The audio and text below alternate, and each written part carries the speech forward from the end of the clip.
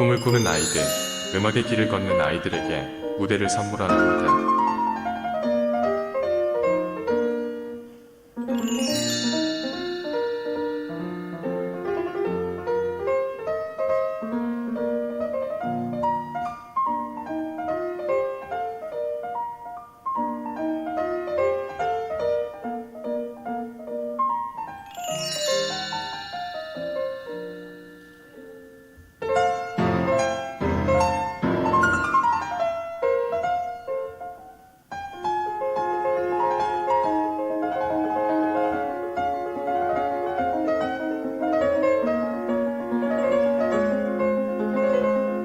2022년 6월 19일 오후 3시 부평성전 지하 2층 글로리아홀 많은 관심과 참석 부탁드립니다. 오늘 6월 5일은 성령 강림 주일입니다. 공동의회가 6월 5일 오후 2시 30분에 글로리아홀에 서 있습니다. 안건은 2021년 결산의 건입니다. 유아 세례가 6월 12일 3부 예배에 있습니다. 유아 세례 교육은 6월 5일 오후 2시 만나홀에 서 있습니다. 2022년 항존직 피택자 교육 JIU 리더십 아카데미가 6월 9일 목요일 오후 6시 30분부터 부평성전 글로리아홀에서 시작됩니다. 새가족 사역국에서 양육부 새가족 담당자 모임을 6월 15일 수요일부터 시작합니다. 임의용 성교회에서 봉사자를 모집합니다. 자격증이 없는 분들도 봉사가 가능합니다. 가정사역국에서 청소년기 부모교육과 예비 부모교육 수강생을 모집합니다. 지금까지 교회 소식이었습니다. 이외의 교회 소식은 주보를 참조하시기 바랍니다. 이제 다 함께 일어나셔서 하나님께 찬송하며 예배드리겠습니다.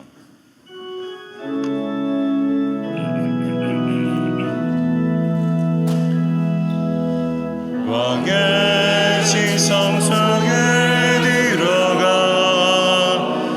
주 앞에 엎드려 경배해. 왕의 지성성에 들어가 주의 영광 배우리.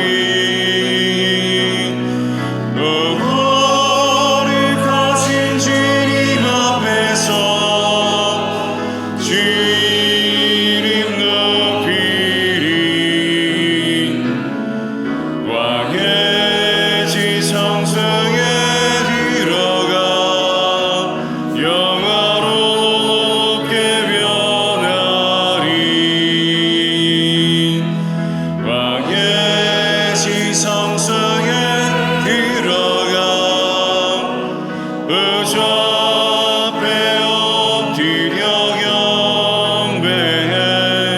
왕의 지성소에 들어가 주의 영광 배우리. 거룩하신 주님 앞에서 주 이름 높이리. 왕의 지성소에 들어가 영화롭게 변하리. 오라 우리가 여호와께 노래하며 우리의 구원의 반석을 향하여 즐거이 외치자.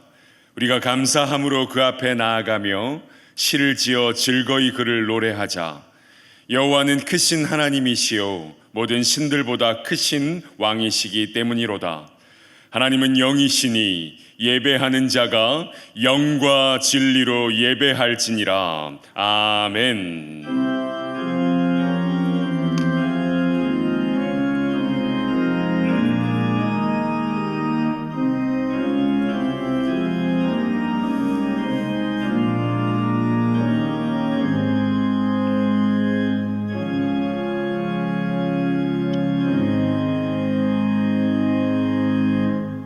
거룩하신 하나님, 성령 강림 주일을 맞아 은혜를 사모하는 마음으로 성전에 나와 예배를 드립니다. 참 마음으로 예배하는 성도들의 마음에 성령께서 감화를 더하셔서 진리의 말씀이 생각나게 하시고 세상이 줄 수 없는 평안을 누리게 하옵소서. 우리의 영안을 열어주셔서 영광 중에 계신 하나님만 앙망하게 하여 주시기를 바라오며 예수님의 이름으로 기원하옵나이다. 아멘. 이제 우리 함께 주안의 기도를 드리겠습니다. 우리가 자비하신 하나님께 나아갈 때 하나님께서는 두 팔 벌려 우리를 안아주시고 우리의 모든 상처와 질병과 죄책감과 죄악을 받아주십니다. 우리를 사랑하시는 하나님께 수고하고 무거운 짐을 내려놓으시다.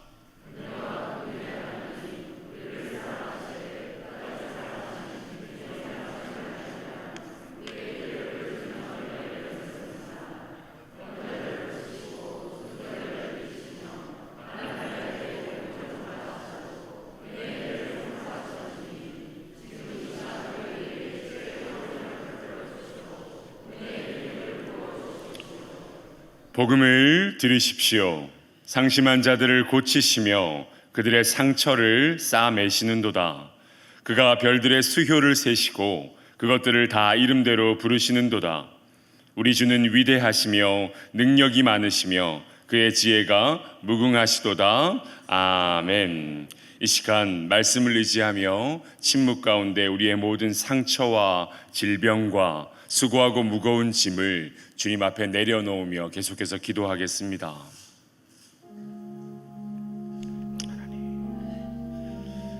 우리의 모든 아픔, 눈물, 상처, 질병들을 주님께서 치유하여 주시옵소서. 하나님의 놀라운 치유의 광선을 비추어 주셔서 우리의 모든 아픔과 눈물을 회복시켜 주시고 그들의 모든 삶의 자리를 주님께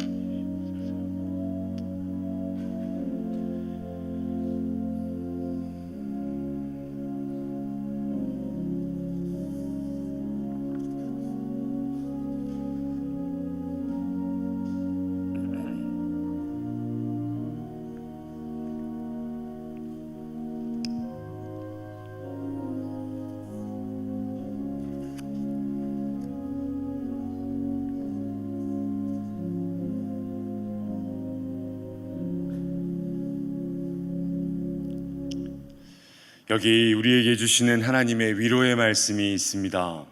내가 그들에게 한 마음을 주고 그 속에 새 영을 주며 그 몸에서 돌 같은 마음을 제거하고 살처럼 부드러운 마음을 주어 내 율례를 따르며 내 규례를 지켜 행하게 하리니 그들은 내 백성이 되고 나는 그들의 하나님이 되리라. 아멘. 이제 함께 자리에 앉으셔서 계속해서 기도하겠습니다. 기도합니다. 우리를 끝까지 도우시는 성령 하나님, 오랜 시간 나의 죄를 모르고 내가 옳다고 목소리를 키우던 고집의 시간들을 회개하오니 성령 하나님, 이 시간 그 불로 우리 안에 모든 죄를 태우며 정결하게 하여 주시옵소서. 성령님 주시는 능력으로 하나님의 의를 따라 바른 기준을 세우며 나아가게 하여 주시옵소서. 우리 안에 나도 모르게 쌓인 영혼의 묵은 때를 깨끗하게 하시고 성령 하나님의 역사가 힘들고 어려워 하나님 역사를 막고 제한하지 않게 하여 주시옵소서. 성령님의 역사를 힘입어 세상을 두려워하거나 부러워하지 않게 하시고 성령님의 인도하심을 따라 진리의 길을 걸을 수 있도록 연약한 우리를 끝까지 붙잡아 주시옵소서. 성령 충만함을 받으라 말씀하신 하나님, 우리의 삶의 자리 어디에서든 가정이나 직장, 교회나 세상 속 여러 관계에서든 성령님의 도우심과 내주하심으로 인해 주님 안에 살아가는 우리가 되게 하여 주시옵소서. 성령님이 우리 안에, 우리 속에 계시지 아니하면 내 힘으로는 예수님을 끝까지 사랑할 수도 구별되어 살 수도 없음을 기억하게 하시고 성령님 늘 우리 안에 거하사 세상 속에서도 주 안에 속한 사람으로 승리하며 살아내게 하여 주시옵소서. 하나님, 오늘도 이 단위의 귀한 종을 세워주셔서 감사합니다. 오늘 우리에게 주시는 그 말씀 들을 때에 말씀이 우리의 삶의 유일한 기준이 되게 하여 주시옵소서. 다른 것으로 흔들리는 인생이 아닌 말씀을 기준 삼아 지혜롭고 겸손하며 주님의 뜻을 따를 수 있도록 우리 마음을 주장하여 주시고 우리의 영의 눈과 귀를 열어주신 그 뜻을 따라 말씀 깨닫게 하여 주시옵소서. 함께 하실 주님을 기대하며 성령님을 보내신 예수 그리스도의 이름으로 간절히 기도드립니다. 아멘.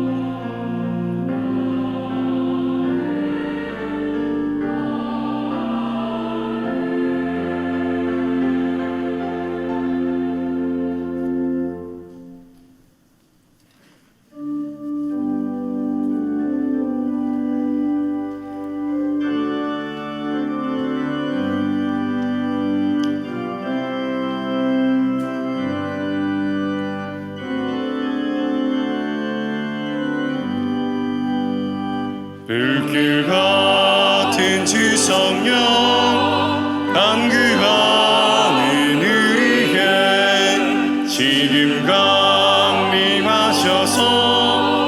영광 보여주소서. 성령이 임하사 우리 영의 소원을 만족하게 하소서. 기다리는 우리에게 불러 충만하게 하소서. 주의 재단 위에 우리 몸과 영혼과 가진 모든 것 지금 바치옵니다.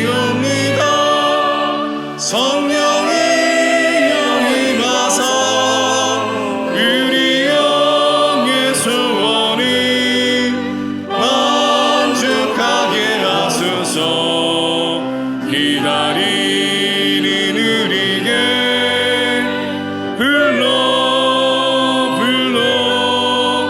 충만하게 하소서.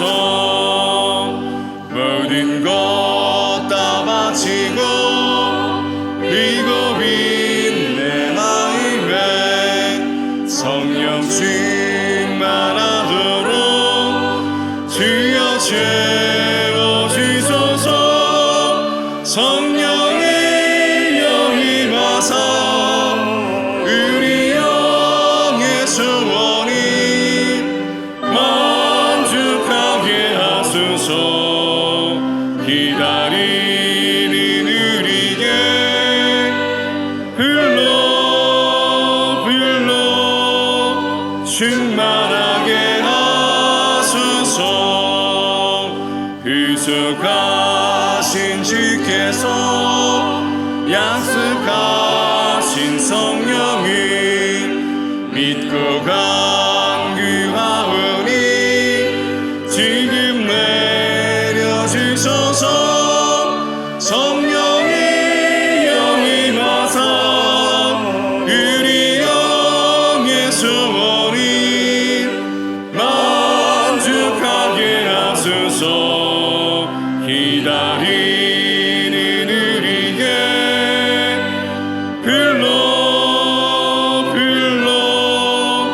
충만하게 하소서.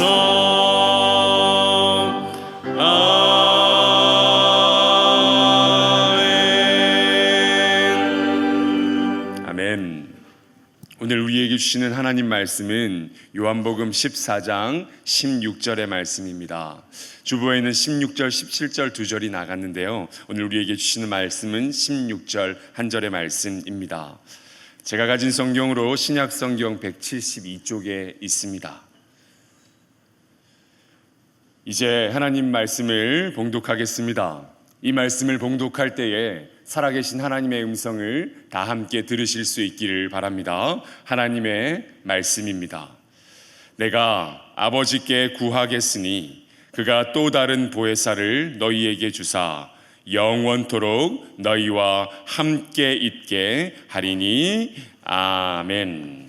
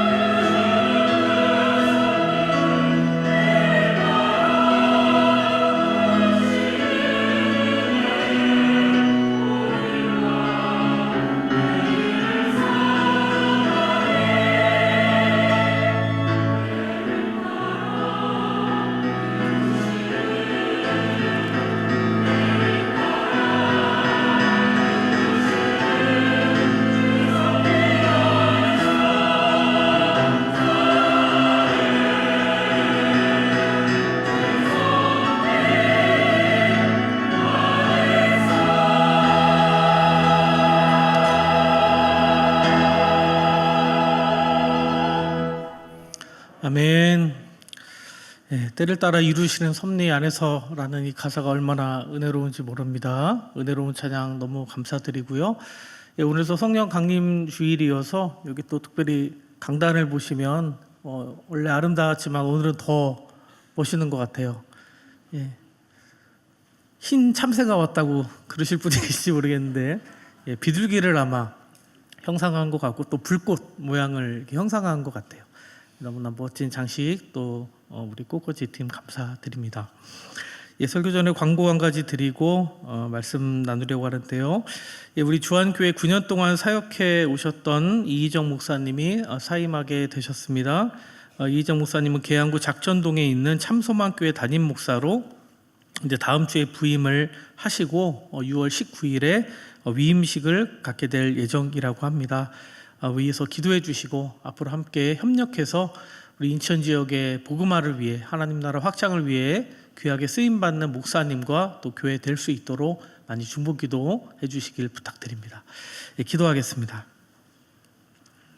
사랑과 은혜가 충만하신 하나님 아버지, 보혜사 성령님 보내주심을 기념하는 성령 강림 주일에 저희를 예배의 자리로 인도해 주셔서 감사드립니다. 이 시간 주님 말씀 앞에 함께 섰습니다. 이 시간 들려주시는 말씀 함께 듣고 나눌 때에 성령님 친히 저희 심령에 임재하여 주셔서 주님의 뜻을 온전히 깨닫게 하여 주시고 우리를 향한 주님의 뜻을 온전히 이루어 나갈 수 있는 귀한 결단의 시간이 이 예배 가운데 있게 하여 주시옵소서. 예배 시작과 끝을 우리 주님 손에 맡겨드리옵고 예수님의 이름으로 간절히 기도하옵나이다. 아멘. 육아를 해보신 분들은 아마 잘 아실 겁니다. 아기가 잠을 자다가 깼을 때 엄마나 또는 자기 곁에서 자기를 돌봐주던 보호자가 없으면 여러분 아기들이 어떻게 할까요? 앙 하고 웁니다. 언제까지 울까요?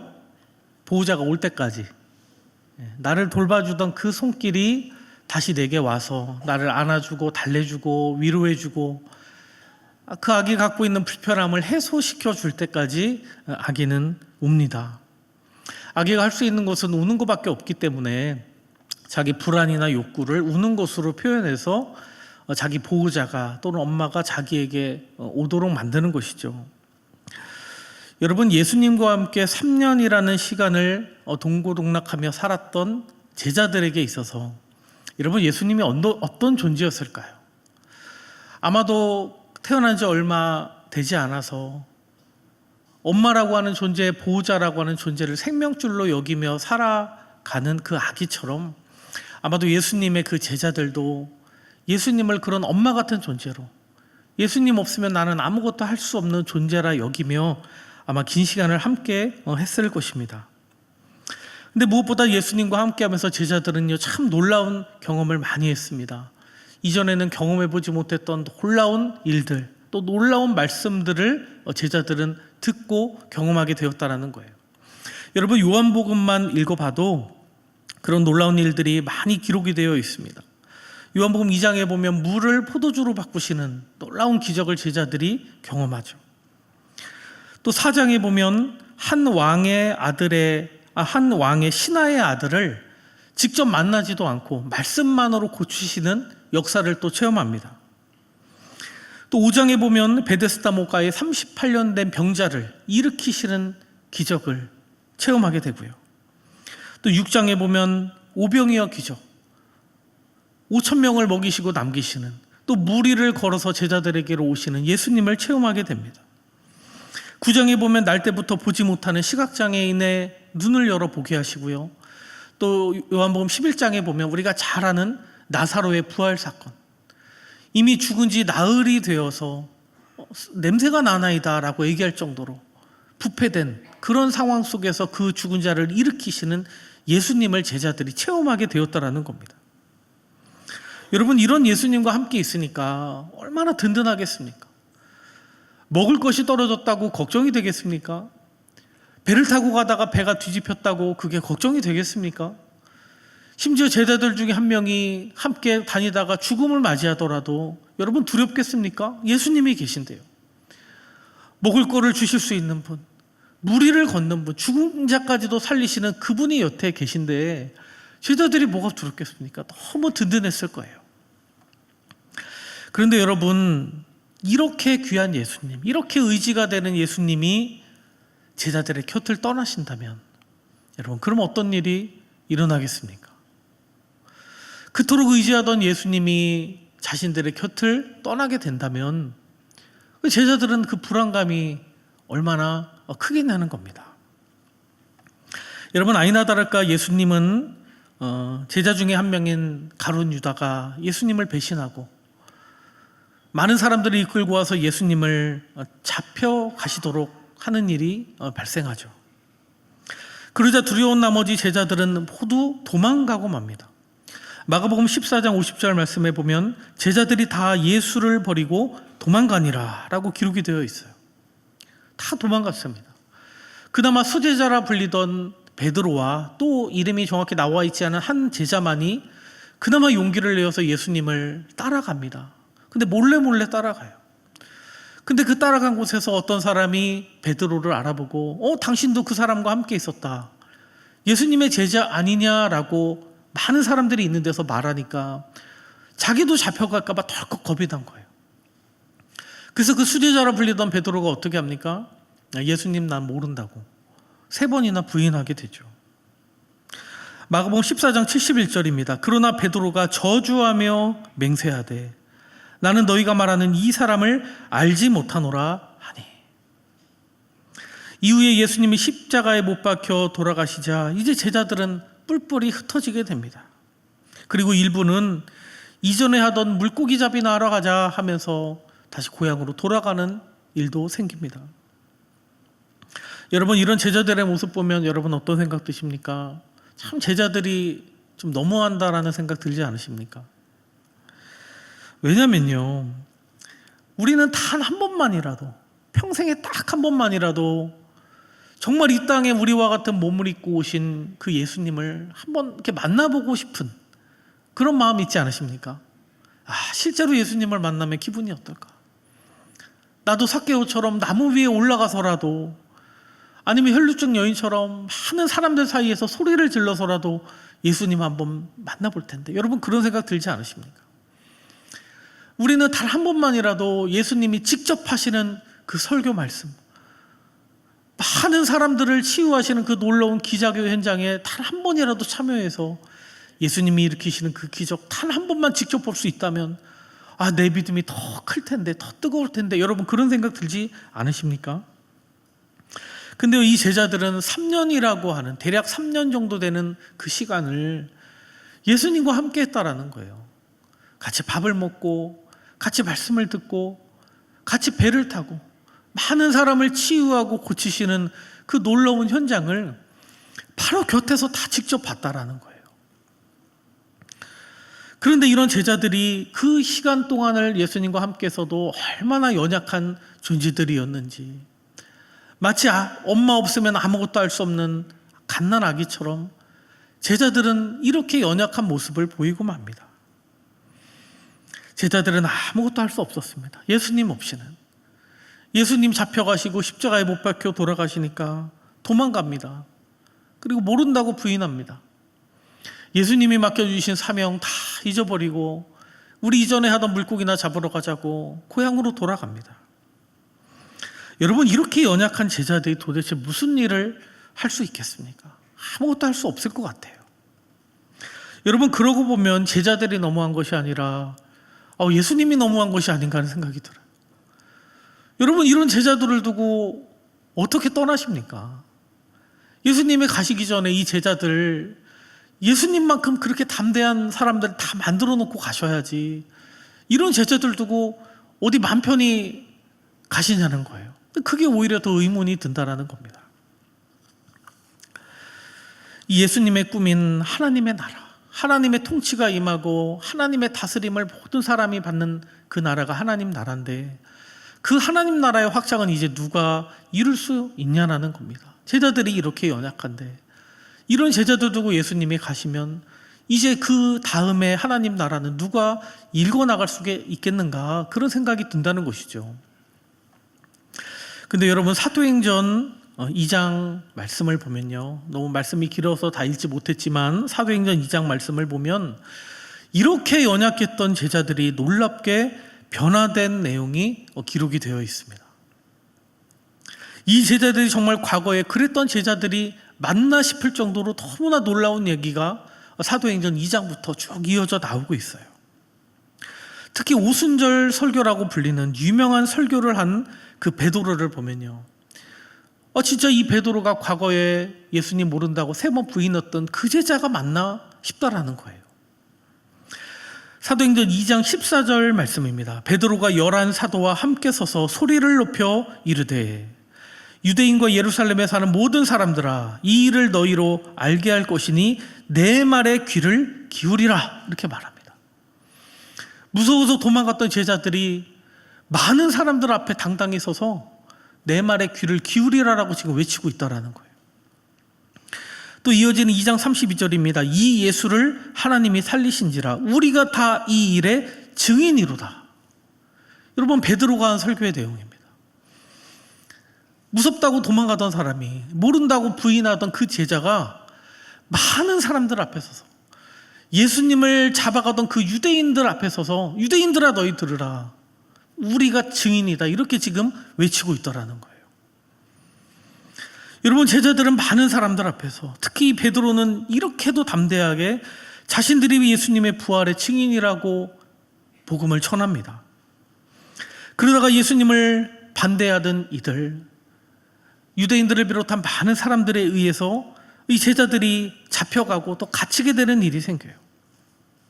이 사람들이 제자들을 잡아가두고 뭐라고 합니까? 부활하신 주님을 전하지 말라고 제자들을 협박합니다. 다시는 말하지 마라, 예수님의 이름으로. 어떤 것도 말하지 마라. 근데 변화된 제자들은 아무것도 말하지 말라는 이 협박에 이렇게 대답을 합니다. 사도행전 4장 18절 이하의 말씀입니다. 제자들을 불러 경고하여 도무지 예수의 이름으로 말하지도 말고 가르치지도 말라 하나, 베드로와 요한이 대답하여 이르되 하나님 앞에서 너희의 말을 듣는 것이 하나님의 말씀을 듣는 것보다 옳은가 판단하라. 우리는 보고 들은 것을 말하지 아니할 수 없다, 대답합니다. 여러분, 많이 들어보셨죠? 우리는 보고 들은 거 말하지 아니할 수 없다. 성경 말씀에 기록된 이 말씀 여러 번 들어보셨을 건데, 누가 한 말인가? 바로 예수님 잡혀가실 때 무섭다고 벌벌 떨며 도망갔던 그 제자들이 한 말이라는 거예요. 우리는 보고 들은 거 말하지 아니할 수 없다. 여러분, 도대체 어떻게 이런 변화가 생길 수 있었던 걸까요? 여러분, 더 놀라운 사실은 뭐냐면 지금 예수님이 곁에 계시지 않다라는 거예요. 떠나셨던 예수님이 다시 옆에 오셔서 자, 내가 뒤에 있으니까 너네 힘을 내, 그러시는 것이 아니라 예수님은 여전히 떠나시고 계시지 않은데 제자들끼리만 있는데 지금 이런 변화가 일어났다라는 겁니다. 여러분, 심지어 사도행전 3장에 보면 또 더 놀라운 일이 기록되어 있어요. 베드로와 요한이 예수님이 하셨던 놀라운 기적을 똑같이 일으킵니다. 날 때부터 걷지 못하는 한 사람이 성전 미문 앞에 앉아 있는데 베드로와 요한이 이 사람에게 다가가 말합니다. 은과 금은 내게 없거니와 내게 있는 것으로 내게 주노니 예수님의 이름으로 일어나라 외칠 때 이 사람이 일어나는 역사가 일어나더라는 거예요. 도대체 예수님이 어떤 대책을 세워놓으셨기에 이런 일이 일어났던 걸까요? 조금 전에는 어떻게 이렇게 연약한 제자들 두고 예수님이 떠나실 생각하실 수 있을까 의아했는데 그것이 아니었던 거죠. 예수님이 어떤 대책을 세워놓으셨던 겁니다. 도대체 무슨 일이 있었기에 도망가던 제자들이, 예수님 모른다고 부인하던 제자들이, 사명 다 잊어버리고 다시 물고기 잡이나 하자고 떠났던 이들이 이렇게 변화돼서 담대하게 많은 사람들 앞에서 예수님을 증거하는 그런 담대한 믿음의 사람들이 될 수가 있겠냐는 겁니다. 여러분, 그 대답을 우리는 오늘 읽은 요한복음 본문 말씀에 나와 있는 6글자에서 그 답을 찾을 수가 있습니다. 바로 또 다른 보혜사라고 기록된 이 말을 통해 우리는 이 변화된 제자들의 그 비결을 알 수가 있더라는 겁니다. 십자가 죽음을 앞둔 예수님은 자신이 떠난 이후를 미리 준비하고 계셨습니다. 대비하고 계셨습니다. 대책을 세워놓고 계셨습니다. 오늘 본문을 보시면 예수님은 제자들에게 이렇게 말씀하십니다. 내가 아버지께 구하겠으니 그가 또 다른 보혜사를 너희에게 주사 영원토록 너희와 함께 있게 하리니. 예수님이 세워놓으신 대책은 바로 이것이었습니다. 예수님이 가실 때 그냥 가시는 것이 아니라 또 다른 보혜사를 오게 하셔서 그 연약한 제자들, 예수님 없이는 아무것도 할 수 없는 그 연약한 제자들과 영원토록 함께 하실 그런 계획을 예수님은 다 준비해 놓으셨다라는 겁니다. 그렇다면 이 또 다른 보혜사가 누구입니까? 오늘 본문 말씀에 보면 예수님이 이 보혜사 성령님에 대해서 두 가지 정도로 이렇게 간략하게 설명을 해주셨어요. 이분이 어떤 분이며 또 무엇을 위해 오시는지, 오셔서 어떤 일을 하실 분인지를 간략히 소개하고 있습니다. 첫 번째로 오늘 본문 말씀에서는요, 성령님을 또 다른 보혜사라고 설명합니다. 또 다른 보혜사. 여러분, 또 다른 보혜사라는 이 말에는요, 앞선 어떤 다른 보혜사가 있었다는 것을 의미하고 있습니다. 즉, 예수님이 성령님에 앞서서 오셨던 첫 번째 보혜사시다라는 그런 말이 이 말에 이미 들어가 있는 것이죠. 여러분, 오늘 본문에 우리 한글말로 보혜사라고 번역된 이 말의 이제 한자 말인데, 이 한자 말의 뜻을 풀어보면요, 보호하고 은혜를 베푸시는 분이라는 뜻이 담겨 있어요. 우리가 보혜사라는 말 많이 들으시죠? 이 보혜사라는 말의 뜻이 보호하고 그리고 은혜를 베푸신다라는 그런 뜻이 담겨 있다라는 겁니다. 근데 이 말의 그 본래 성경에 기록된 그 말의 의미는요, 곁으로 부름받은 자라는 뜻이 담겨 있다라고 그래요. 본래 뜻은 우리가 번역을 이 말의 의미를 담아 번역을 해서 보호하고 은혜를 베푸시는 분, 보혜사 이렇게 번역을 했는데, 이 말의 본래 담긴 뜻은 곁으로 부름받은 자라는 뜻이라는 겁니다. 여러분, 곁으로 부름받았다라는 이 말이 무슨 뜻일까요? 왜 곁으로 왔을까요? 도움을 주기 위함입니다.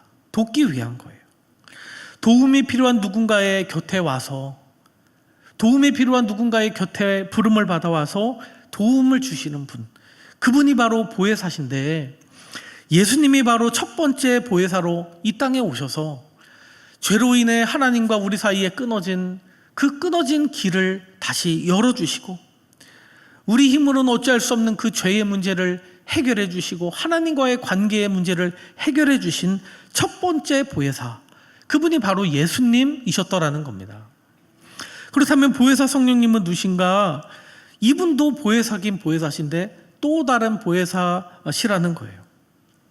여러분, 오늘 본문에 나와 있는 이 또 다른이라는 말을 저희가 좀 주의 깊게 살펴봐야 되는데요. 성경에 기록된, 이제 지금 우리는 한글로 성경을 읽지만 헬라어라는 말로 이 신약 성경이 기록이 됐는데, 그 헬라 말 중에 다른이라는 뜻을 가진 단어가 두 개가 있다고 합니다. 근데 이 두 개가 어떻게 다르냐면요, 첫 번째로 이 다른이라는 뜻은 질적으로는 같은데 다른 것을 가리킬 때 쓰는 다른이라는 말이 있대요. 예를 들면요, 이 지금 마이크가 여기 이렇게 두 개가 있습니다. 얘도 마이크고 얘도 마이크인데요, 질적으로 같죠. 재료도 같고 성능도 같고 기능도 같고 같습니다. 그런데 이것과 이거는 다른 거잖아요. 구별되어 있잖아요. 그렇죠? 이럴 때 쓰는 다른이 있다라는 거예요. 질적으로는 같은데 다른 거. 오늘 본문에 쓰인 이 다른이 바로 그런 단어라는 겁니다. 같은데 다른 거. 근데 예를 들어서 이 마이크와 이 물컵은 완전히 다른 것이죠. 질적으로도 다르고 쓰임새도 다르고 기능도 다르죠. 완전히 다른 것 중에 다른 것이죠. 이 두 가지가 여러분 이해가 되십니까? 그러니까 성경에 오늘 본문에 나와 있는 이 또 다른 보혜사라는 말의 의미는 이 물컵과 마이크처럼 완전히 다른 것 중에 다른 게 아니라 질적으로는 같은데, 기능이 같고 하시는 일이 같은데 다른을 가리킬 때 쓰는 그 단어가 쓰였다라는 거예요. 여러분, 이게 무슨 말입니까? 이 땅에 첫 번째 보혜사로 오셔서 제자들 곁에서 이들을 도우시고 가르치시던 예수님과 똑같은 역할을 하시는 분이 바로 성령님인데, 예수님은 육신을 입고 이 땅에 오신 분이고 이 예수님과는 구별되게 따로 존재하는 분이 계신데, 그분이 바로 보혜사 성령님이라는 겁니다. 여러분, 또 두 번째로 이 성령님에 대해서 어떻게 설명하고 있냐면요, 오늘 본문 말씀에 의하면 영원토록 우리와 함께하기 위한 분이다라고 설명하고 있어요. 여러분, 예수님은 우리를 위한 대속제물로 피 흘려 죽으시기 위해 이 땅에 오셨습니다. 여러분, 이 땅에 많은 사람들이 태어날 때 다 축복받기 위해 태어나죠. 사랑받기 위해 태어나고 잘 살기 위해 태어납니다. 근데 유일하게 다른 사람을 위해 죽기 위해 태어난 분이 계신데 그분이 바로 예수님이신 거예요. 예수님이 왜 우리와 같이 이 연약한 몸을 입고 오셔야 했습니까? 피 흘려 죽으시기 위해서. 예수님이 우리와 같은 몸을 입고 오지 않으시면 우리를 위해 대신 죽는다는 것이 성립이 되지 않는 것입니다. 그래서 예수님은 이 땅에 몸을 입고 오셔서 히브리서 9장 22절 말씀처럼 피 흘림이 없음즉 사함이 없다라고 하는 이 말씀을 이루기 위해서 예수님은 몸을 입고 오신 것입니다. 그래서 예수님은 2000년 전 이스라엘 땅에 우리와 같은 몸을 입고 오셨기 때문에 시간과 공간에 매여서 사는 존재로 계실 수밖에 없었다라는 거예요. 그래서 2000년 전 그 제자들과만 함께 하실 수 있었고 지금 우리와는 함께 하실 수가 없으시죠. 그래서 예수님은 요한복음 16장 7절에 보면 오히려 자신이 떠나는 것이 유익이다라고 말씀하세요. 왜냐하면 예수님은 정해진 곳에 정해진 시간에만 계실 수밖에 없지만 몸을 입고 오셔서, 그리고 예수님의 사명은 우리 위해 피 흘려 죽으셔서 우리 죄를 속하기 위한 사명을 이루기 위해 오셨고 이제 그 사명을 다 이루실 것이기 때문에 이제 자신은 떠나는 것이 유익하다라는 거예요. 그 대신에 예수님 대신 오실 그 보혜사 성령님은 예수님과 같은 몸을 입고 오지 않으시고 마치 바람처럼, 모든 곳에 부는 바람처럼 영으로 오셨기 때문에 모든 시대에 모든 사람과 함께 하실 수 있기 때문에 오히려 보혜사 성령님이 오시는 것이 유익한 것이다. 예수님은 그렇게 말씀하신 것입니다.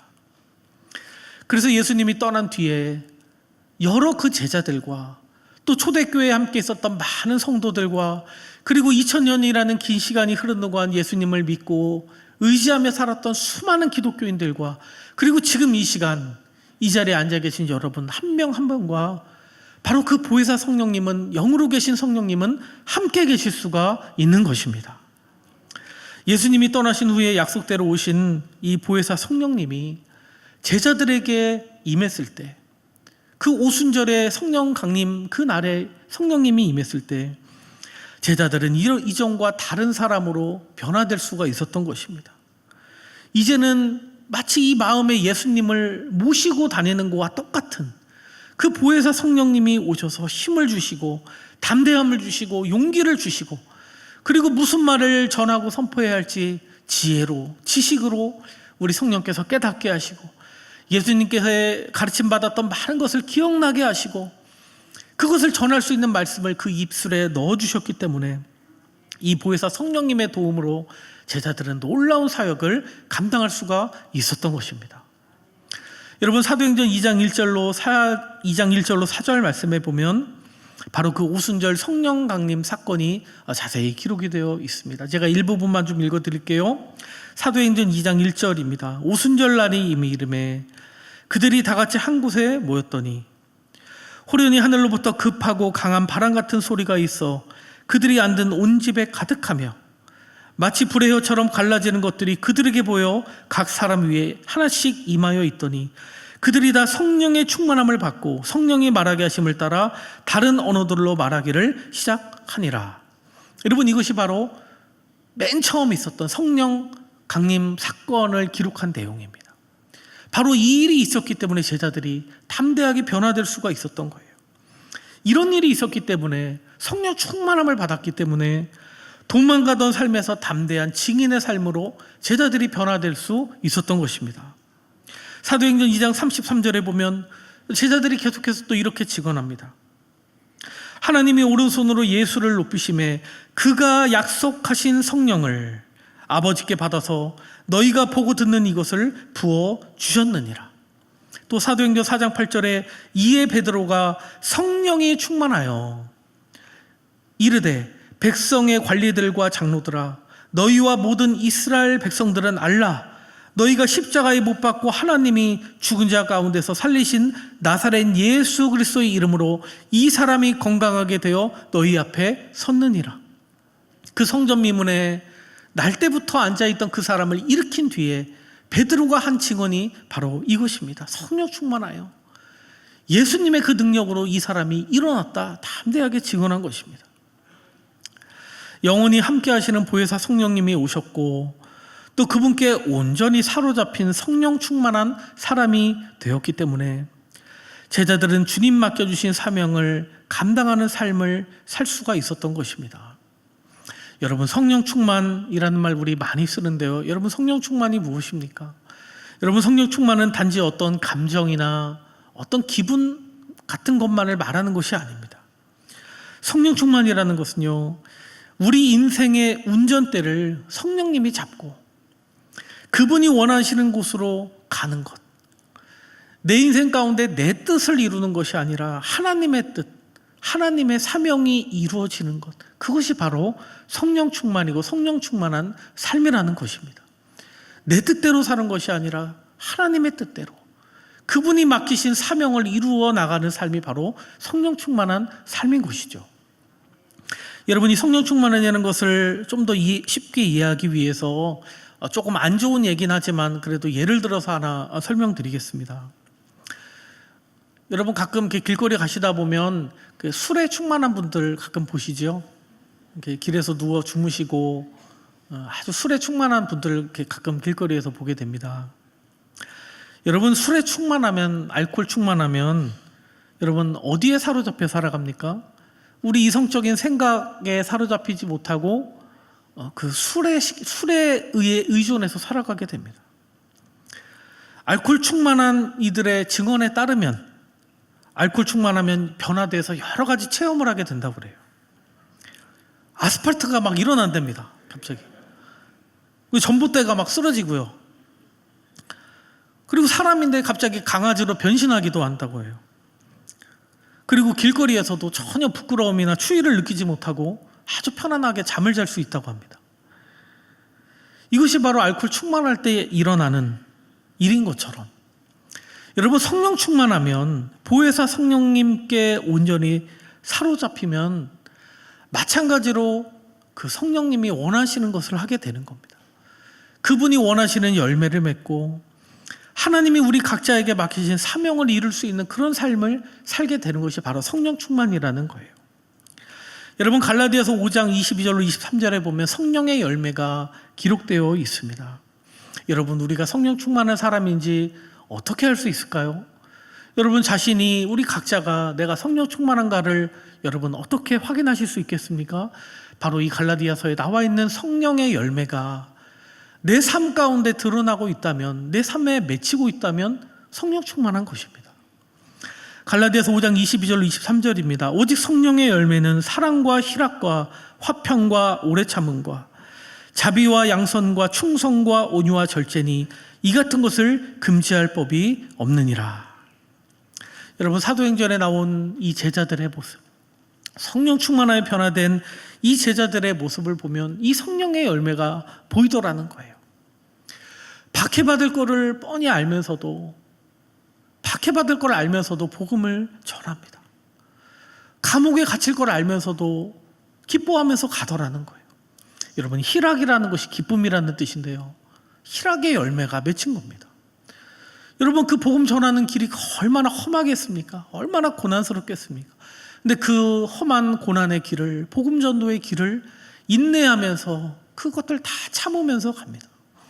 가는 동안 얼마나 많은 사람들로부터 시달렸겠습니까? 괴롭힘을 받았겠습니까? 근데 그것들 다 견뎌냅니다. 오래 참음의 열매가, 인내의 열매가 맺힌 겁니다. 그리고 자기 생명 바쳐서 주님의 증인으로 끝까지 살아갑니다. 충성의 열매가 제자들에게 맺힌 겁니다. 여러분, 우리가 예수님 믿고 성령 충만함을 받게 되면 우리 인생에도 이런 열매가 온전하게 맺히게 될 줄로 믿습니다. 우리가 성령 충만함 살아되면 우리도 우리 인생에 이런 성령의 열매가 많이 열려서 우리 하나님이 기뻐하시는 삶을 우리도 살 수 있게 될 줄로 믿습니다. 여러분, 오늘은 성령 강림 주일입니다. 그래서 우리 강단의 장식도 빨간색이고요, 우리 교육자분들 또 우리 장로님들도 이렇게 빨간색 옷을 입었습니다. 빨간 내복을 입은 게 아닙니다. 잘 보셔야 됩니다. 성령 강림 주일 상징하기 위해서 입은 겁니다. 여러분, 또 다른 보혜사로 성령님이 오셨습니다. 예수님을 대신해서 우리와 영원히 함께하기 위해서, 우리를 도우시기 위해서 이 땅에 오셨습니다. 우리 힘으로는 감당할 수 없는 일을 감당케 하시고 우리가 아프고 힘들 때 우리를 고치시며 위로해 주시기 위해 이 땅에 성령님이 오셨습니다. 오늘 이 자리까지 우리의 인생길을 인도하신 분도 몸이 너무 피곤하고 지치고 쉬고 싶은데도 내가 주님 앞에 나와 예배드려야지 여러분의 그 발걸음을 오늘 이 자리까지 이끄신 분 바로 보혜사 성령님이십니다. 그리고 앞으로도 인생길에 있는 여러 가지 어려움들도 이겨내게 하실 분 바로 성령님이시고 우리를 통해 귀한 열매를 맺게 하실 분도 바로 보혜사 성령님이십니다. 여러분, 이 보혜사 성령님이 우리 곁에 오셔서 어떤 일을 하시는가 또 쉽게 한 가지 예를 들어드리고 싶은데 작년에 별세하신 우리 고 조용기 목사님 성령운동의 대가로 불렸던 분이신데 이분이 보혜사 성령님을 쉽게 설명하기 위해 드셨던 예화가 있는데 그 예화를 좀 소개해 드리려고 합니다. 여러분, 어느 부잣집 아버지에게 아들이 한 명 있었다고 해요. 근데 이 아버지가 많은 재산을 갖고 있지만 이제 이 세상을 떠날 때가 되었다라고 합니다. 근데 이 아버지에게 있는 하나밖에 없는 아들이 좀 어리숙하고 미숙해서 그 많은 재산을 감당하기에는 많이 부족한 상황이었다라고 해요. 근데 그러던 중에 아버지가 세상을 떠났습니다. 어찌할 바 몰라 하고 있는데 마침 이 아들 곁에는 가진 것은 없지만 아주 좀 교활하고 욕심이 많은 친구가 한 명 있었다고 그래요. 그래서 이 친구가 이 아들에게 와서 어떻게 할 바 잘 몰라 하는 것 같은데 다 나에게 맡기라고, 내가 다 도와주겠다고, 내가 알아서 다 처리해 주겠다라고 얘기를 했다라고요. 그래서 이런 저런 거 다 이 친구가 처리를 해주기 시작했습니다. 그런데 이것이 사실 속임수였던 거예요. 모든 재산을 다 가로채기 위한 이 교활한 친구의 속임수였더라는 거예요. 그러던 어느 날 시간이 좀 지난 뒤에 이 욕심 많은 친구가 자기 가족을 다 집에 데리고 와서는 이 아들더러, 주인의 아들더러 이 집에서 나가라고 했다라는 겁니다. 내가 왜 나가냐? 내가 이 집의 주인인데 왜 내가 나가냐? 그랬더니 네가 이런 일로 나에게 재산 넘기고 이렇게 넘기고 다 나에게 넘겼지 않냐? 여기 봐라. 다 네가 나에게 넘겼지 않냐? 이제 너 나가라. 그래서 내쫓았다라고 해요. 여러분, 너무 억울한 이 아들이 이제 동네 재판관을 찾아가서 자기 억울함을 얘기하고 재산을 다시 찾고 싶은데 미숙해서 어찌 말할 바를 모르는 거예요. 어떻게 설명해야 될지를 모르는 거예요. 여러분, 이 이야기가 물론 만들어진 이야기니까 그 시대에 재판관이 판결을 내리기 전에 그 사람에게 이렇게 묻는 전례가 있었다고 합니다. 너에게 보혜사가 있느냐? 너 대신 너의 상황을 설명해주고 너를 변호해줄 그런 보혜사가 너에게 있느냐라고 이렇게 꼭 물었다고 그래요. 이 아들은 어찌할 바를 몰라 하고 있는데, 근데 그 동네에 마침 아주 덕망 놓고 아주 지혜로운 어른이 한 분 계셨는데 이분이 이 이야기를 듣고 그 아들에게 찾아가서 말했다라고 합니다. 내가 너의 이야기를 들었는데 나를 너의 보혜사로 네가 지정을 해라. 네가 나를 너의 보혜사로 인정을 해라. 그러면 내가 너의 곁에서 너를 대신해서 내가 재판장에게 이 상황을 설명해 주마. 그래서 이 아들이 그 덕망 높은 어르신을 자신의 보혜사로 인정하고 함께 가서 모든 상황을 다 이제 설명을 하고 아들의 그 억울함을 이야기했다라고 합니다. 만약 이 보혜사가 가서 얘기해 주지 않았더라면 오히려 그 말을 잘하는 교활한 친구가 재판장에게 이야기를 하면 오히려 이 아들은 억울한 무고죄로 오히려 자신이 잡혀 들어갈 수도 있는데 이 보혜사가 곁에서 모든 상황을 다 설명해 주고 이 교활한 친구가 어떤 방법을 써서 이 재산을 가로챘는지를 다 설명해 주니까 재판관이 그제서야 이해를 하고 그 재산을 다시 돌려놓고 이 교활한 친구에게는 벌을 내리도록 했다는 그런 예화가 하나 있습니다. 여러분, 이 이야기를 드시면 성령님이 어떤 분이신 것을 이해하실 수 있으시겠죠. 우리가 인생 살다 보면 우리도 이럴 때가 너무 많습니다. 어찌할 바 모를 때가 많아요. 내가 이런 상황에서 도대체 내가 어떻게 해야 되는가? 여러분, 그때 우리가 꼭 해야 될 것이 있습니다. 바로 성령님을 우리의 보혜사로, 내 곁에서 나를 돕는 분으로, 나의 위로자로, 나의 변호자로 그분을 인정하고 온전히 받아들이고 그분께 나의 모든 인생의 운전대를 맡길 때 성령께서 우리 가운데 역사하셔서 우리 인생에 찾아오는 어려움을 풀어주시고 고쳐주시고 억울한 일 당한 것을 해결해 주시고 그리고 하나님이 우리를 통해 이루기 원하시는 그 사명을 감당할 수 있는 힘과 용기를 우리에게 허락해 주신다는 겁니다. 오늘 일부 예배에 참석하신 우리 주안의 성도 여러분 모두 보혜사 성령님이 이런 분이시라는 것을 굳게 믿으시고 이분께 여러분의 인생 때 운전대를 다 맡기시기를 바랍니다. 이 아들처럼 보혜사 성령님을 우리 인생의 주인으로, 또 다른 보혜사, 또 다른 예수님으로 오신 그 보혜사 성령님을 인정하고 마음에 온전히 받아들일 수 있으시기를 바랍니다. 그럴 때 우리가 성령 충만하여 우리 그분께서 주시는 사명을 감당하고 우리 주님께서 원하시는 성령의 열매가 우리 인생 가운데 충만하게 열리게 될 줄로 믿습니다. 앞으로도 계속 열심히 기도하시고 예배하시고 또 말씀 보시면서 성령 충만하여 주님의 뜻 이루는 우리 모두가 될 수 있기를 주님의 이름으로 축원드립니다. 아멘. 이 시간 우리 짧은 찬양 한 곡 같이 부르고 기도하길 원합니다. 살아계신 성령님 날 붙드소서. 우리 이 찬양 한번 고백하면서 다시 한번 우리 인생의 운전대를 우리 보혜사께 맡기기로 결단할 수 있었으면 좋겠습니다.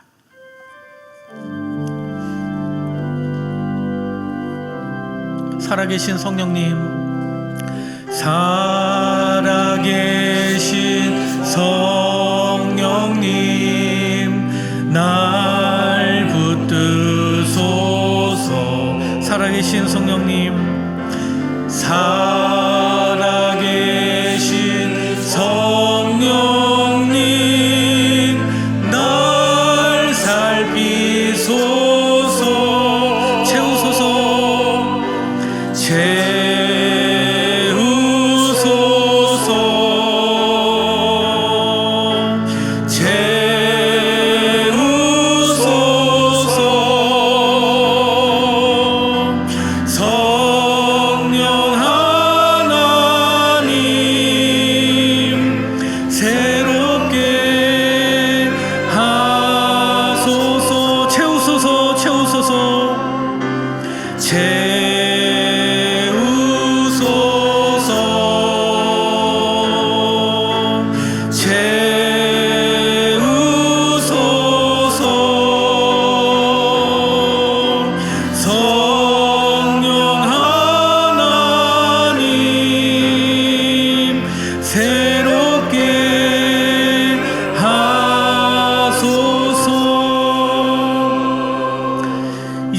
주신 말씀 붙들고 함께 기도하겠습니다.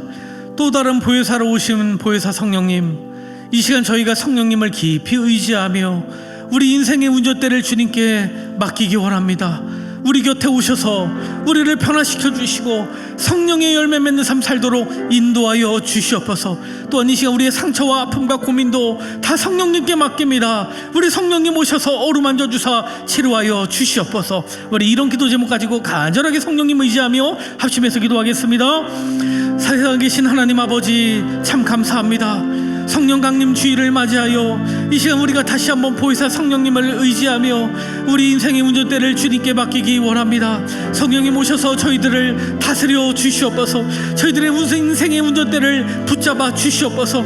아버지, 우리 인생에 찾아온 많은 상처와 아픔과 고민을 이 시간 다 보혜사 성령님께 맡깁니다. 성령님 고쳐 주시옵소서. 성령님 치료하여 주시옵소서. 성령님 회복시켜 주시옵소서. 우리 힘으로 할 때는 모든 인생의 문제들, 모든 인생의 아픔들을 이 시간 주님 앞에 맡깁니다. 성령님 오셔서 역사하여 주셔서 우리에게 말씀하여 주시고 우리를 깨우쳐 주시고 우리를 고쳐 주시고 우리를 주님께서 기뻐하시는 인생의 길로 성령님의 귀한 열매를 맺는 삶으로 저희들을 인도하여 주시옵소서. 우리 인생길을 성령님께 맡깁니다. 우리의 모든 것을 성령님께 맡깁니다. 성령님을 깊이 의지하기 원합니다. 성령님 함께하여 주시옵소서.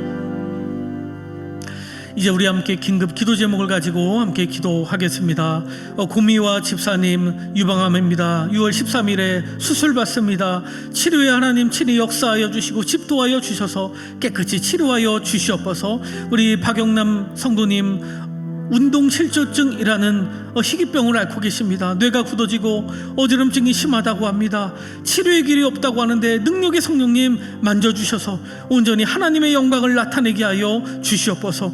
서동우님 불친자신데 뇌 수막종을 앓고 계십니다. 6월 8일에 뇌 수막종 수술 받습니다.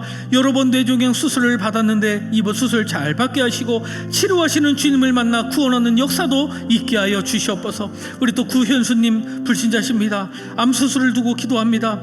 6월 10일에 암 수술합니다. 수술 잘 되게 하시고 이 기회를 통해 주님을 만나는 역사가 있게 하여 주시옵소서. 우리 또한 우리 각자의 연약한 부분에 손을 얹고 기도하기 원합니다. 우리 가족들 가운데 병든 분이 있으시면 그분을 생각하시면서 우리 다 함께 치유하시는 성령이 의지하며 우리 주님 한번 부르고 간절하게 기도하겠습니다.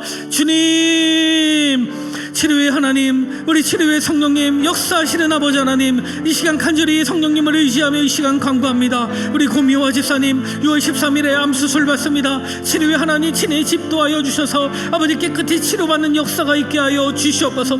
아버지 우리 박영래 성도님 우울증, 운동신조증이라는 시기병을 앓고 계십니다. 뇌가 굳어지고 있다고 합니다. 어지럼증이 심하다고 합니다. 주님 치료의 길을 열어주시옵소서. 능력이 주님으로 만져 주시옵소서. 하나님의 영광을 드러내게 하여 주시옵소서.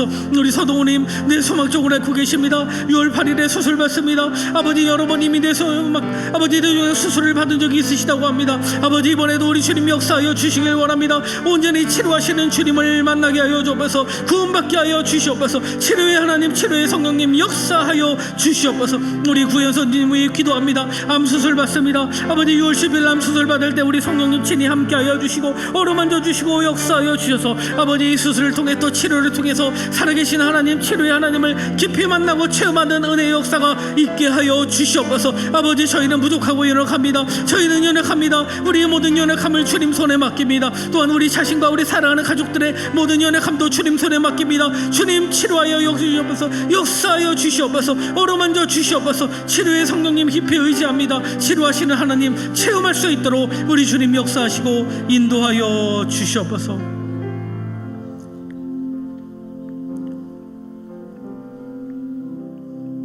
사랑의 주님, 우리를 위해 보혜사 성령님을 보내주심에 감사드립니다.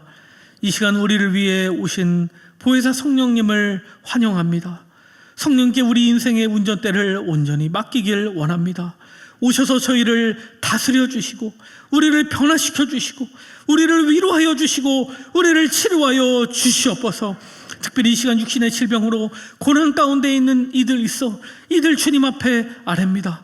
고미화 집사님, 박형랑 성도님, 서동우님, 또 구현수님 유방암으로 운동실조증으로 뇌수막종으로 또 암수술을 앞둔 가운데 있습니다. 보혜사 성령님 역사하사 치료하여 주시옵소서. 치료하시는 성령님 체험하여 주님을 온전히 영접하고 주님의 영광을 드러내는 인생길 살아갈 수 있도록 도와주시옵소서. 오늘 우리 삶의 모든 문제와 아픔도 성령님께 맡깁니다. 막힌 문제들을 풀어주시고 치료하여 주시옵소서. 보혜사 성령님을 깊이 의지하며 예수님의 이름으로 간절히 기도하옵나이다. 아멘.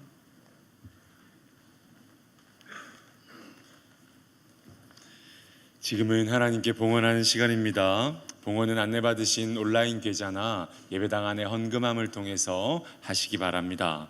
이제 다 함께 일어나셔서 봉헌송 630장을 부르면서 드려진 예물을 마음 모아 봉헌하겠습니다.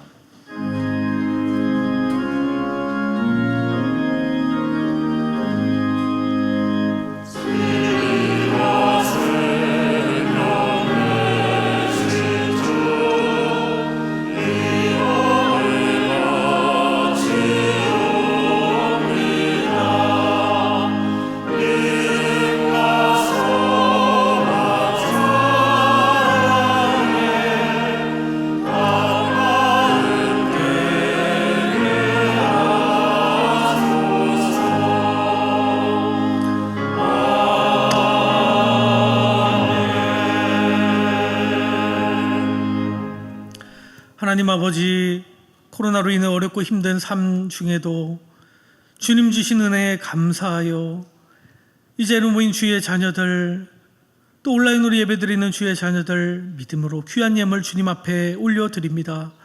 이 예물 기뻐 받아주시고 주님 영광 위하여 값지게 사용되게 하여 주시옵소서. 아버지, 드려진 이 손길 복되게 하셔서 이들 삶에 빈 것이 채워지고 아픈 것이 고쳐지며 주님께서 부어주시는 놀라운 은혜와 평강이 이들 인생길 가운데 충만히 채워지는 은혜의 역사가 있게 하여 주시옵소서. 주님, 또한 이 시간 어려운 사정으로 인해서 함께 드리지 못한 손길이 있다면 주님 긍휼히 여겨주시고 이들 삶에도 같은 은혜와 평강으로 채워 주시옵소서. 예수님의 이름으로 간절히 축복하며 기도하옵나이다. 아멘.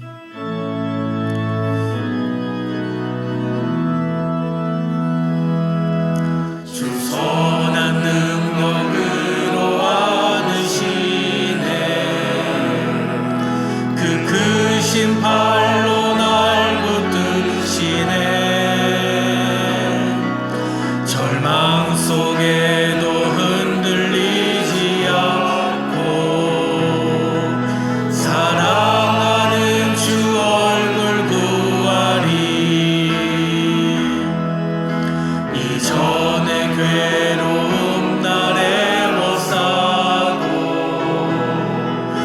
고난의 길을 걷는다 해도 주님께 모두 맡긴 우리 영혼 끝내 승리의 날을 맞으리. 선한 능력으로 일어서리. 주 많으시하리 믿음으로. 우리 고대한에 주 오실 그날 영광의 새 날을 맞이하리. 선한 능력으로 일어서리. 주 많으시하리 믿음으로. 우리 고대한에 주 오실 그날 영광의 새 날을 맞이하리.